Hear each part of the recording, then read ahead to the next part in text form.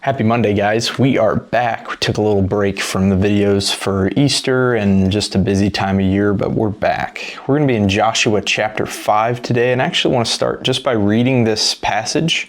It's kind of an odd passage to read, but we'll get to why we're here in just a second. So this is Joshua chapter 5, verse 10 through 12. While the Israelites camped at Gilgal on the plains of Jericho, they observed the Passover on the evening of the 14th day of the month. The day after Passover, they ate unleavened bread and roasted grain from the produce of the land. And the day after they ate from the produce of the land, the manna ceased. Since there was no more manna for the Israelites, they ate from the crops of the land of Canaan that year. So this is kind of an odd passage to study specifically, but we have to realize, this idea of them observing the Passover, but then after that, they ate the produce of the land. See, up until this point, for the past 40 years, what have they been eating? They've been eating manna, and manna is something that God provides, and now this manna has been taken from them. And so what we can look at here, God provides for us is what we've been talking about for a while now. And God providing their need in food, we've seen this be a complaint over and over again with Israel.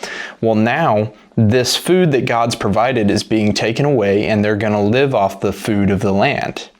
And it's a natural progression for these people.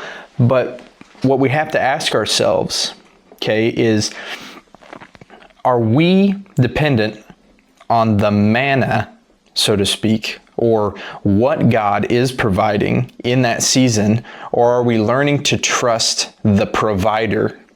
See, this is a turning point for Israel. This is right before they're about to go to Jericho, and as you know, Jericho is one of the first cities that they conquer in the land of Canaan.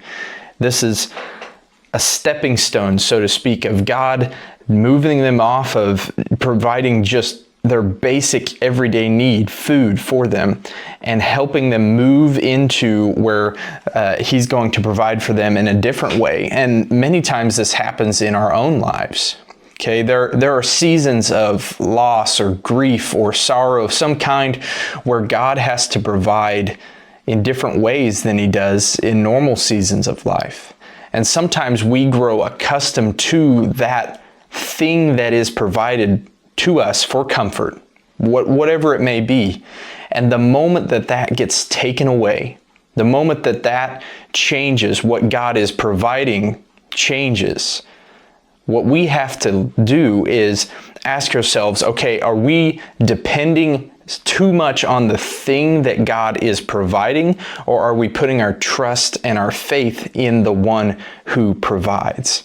You see, God provides for us in every season of life, all our needs, and our needs change with our seasons of life.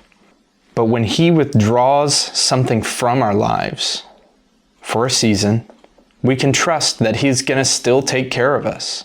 Just because that thing or that person or this situation has changed doesn't mean that God's not there anymore. And if that's your mindset on it, maybe you've become too dependent on what is being provided or what was being provided instead of being trusting of the one who provides. You see, God has a plan for your life, and He knows far better than us what we need, and He's faithful to provide it as long as you're trusting in Him.